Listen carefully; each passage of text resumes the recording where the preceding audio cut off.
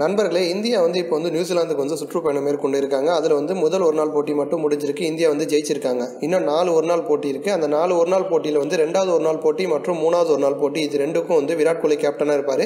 அதன் பிறகு அவருக்கு ரெஸ்ட் கொடுக்குறாங்க. ஸோ அடுத்ததாக கடைசி இருக்கக்கூடிய 2 ஒரு நாள் போட்டிக்கு ரோஹித் சர்மா கேப்டனாக விளையாடுவார்.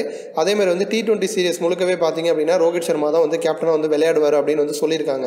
இதற்கு முன்னாடி ரோஹித் சர்மா அவருக்கு கேப்டன் வாய்ப்பு வந்தபோது அது சூப்பராக பயன்படுத்திக்கிட்டாரு.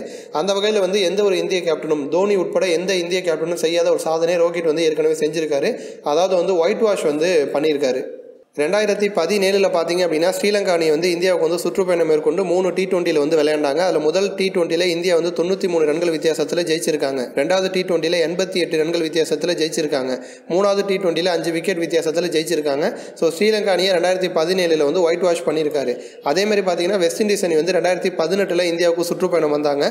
அதில் முதல் T20ல் 5 விக்கெட் வித்தியாசத்தில் இந்தியா ஜெயிச்சிருக்காங்க. 2வது T20ல் 71 ரன்கள் வித்தியாசத்தில் இந்தியா ஜெயிச்சிருக்காங்க. 3வது T20ல் 6 விக்கெட் வித்தியாசத்தில் இந்தியா ஜெயிச்சிருக்காங்க. ஸோ 2 அணியை ஒயிட் வாஷ் பண்ணியிருக்காரு ரோஹித் சர்மா. T20ல் எந்த இந்திய கேப்டனும் இந்த சாதனை செஞ்சது கிடையாது.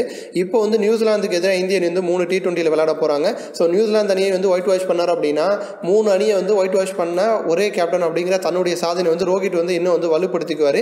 இதில் ஒரு சிக்கலான விஷயம் என்ன அப்படின்னா வெஸ்ட் இண்டீஸ் மற்றும் ஸ்ரீலங்கா இந்த 2 அணிகளும் இந்தியாவுக்கு சுற்றுப்பயணம் மேற்கொண்டு விளையாண்டாங்க. ஆனால் இப்போ நியூசிலாந்தில் பார்த்தீங்கன்னா இந்தியா நியூசிலாந்தில் போய் விளையாடுறாங்க.